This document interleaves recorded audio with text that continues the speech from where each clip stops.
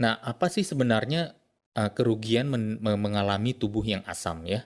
Ini hanya beberapa saja yang berhasil kita kompilasikan dan kami yakin pasti banyak sekali sumber informasi di luar sana yang akan mengkonfirmasikan kepada teman-teman betapa mungkin merugikannya tubuh yang memiliki komposisi asam yang tinggi. Yang pertama adalah tubuh menguras mineral untuk menjaga keseimbangan pH ya di 7,365 termasuk melepaskan kalsium dan elektrolit.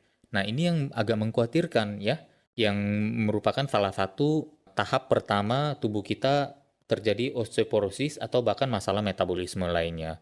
Kita sering mendengar mungkin pola makan yang kurang baik ya, akhirnya orang yang marah, kemudian cepat menopause dan akhirnya mengalami pengeroposan tulang. Hal ini bisa saja terjadi. Jadi bukan saja wanita menopause bisa mengalami osteoporosis, tapi pria pun apabila misalnya mengkondisikan tubuhnya menerima asam atau menghasilkan asam terlalu banyak dengan banyak merokok, jangan salah, bisa jadi kalau beliau berumur cukup panjang mengalami osteoporosis juga ya.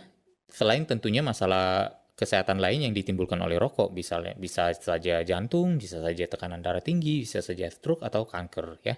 Kemudian yang kedua adalah perkembangan bakteri, ragi, kuman, dan virus yang lebih cepat di dalam tubuh.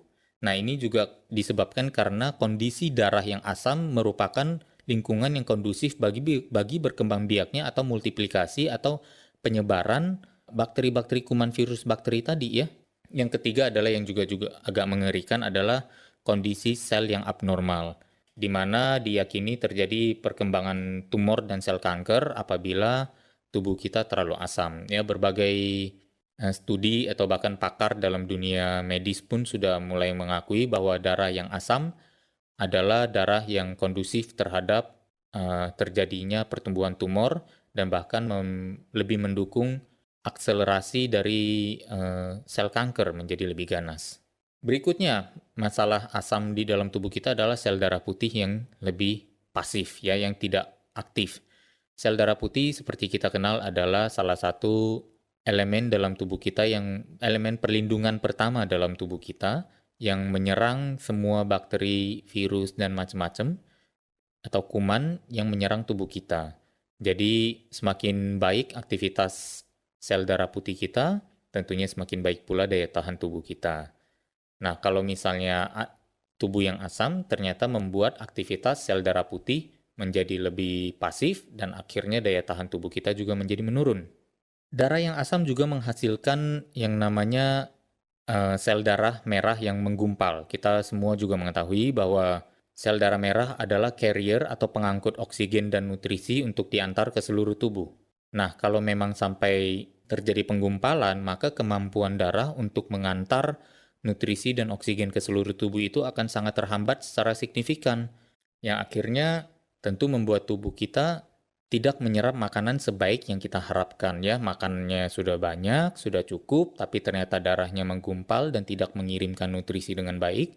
Tubuh-tubuh kita, organ-organ kita mungkin di dalamnya akan mengalami proses penuaan yang lebih cepat dan akhirnya kalau ini dibiarkan berlanjut mungkin hanya menunggu organ mana yang gagal dulu dan akhirnya terjadi komplikasi di dalam ya. Memang ini hanya secara teori, saya tidak bisa menjelaskan secara medis bagaimana semua ini terjadi, tetapi sudah menjadi satu persetujuan daripada ahli juga dan dari berbagai narasumber buku yang telah kita pelajari, bahwa inilah yang memang kenyataan terjadi faktanya di dalam tubuh kita. Oh iya, mungkin juga sambil saya berikan disclaimer bahwa sebenarnya ini CD audio ini ditujukan untuk informatif dan edukatif aja ya, tidak merupakan satu cara atau misalnya narasumber untuk mendapatkan advice atau medical advice ya, untuk mendapatkan nasihat dokter bahkan tidak di sini ya. Kemudian juga bukan untuk mengobati, menyembuhkan atau mencegah penyakit tertentu ya. Jadi benar-benar purely for information. Semoga bisa diterapkan dan siapa tahu ada manfaatnya.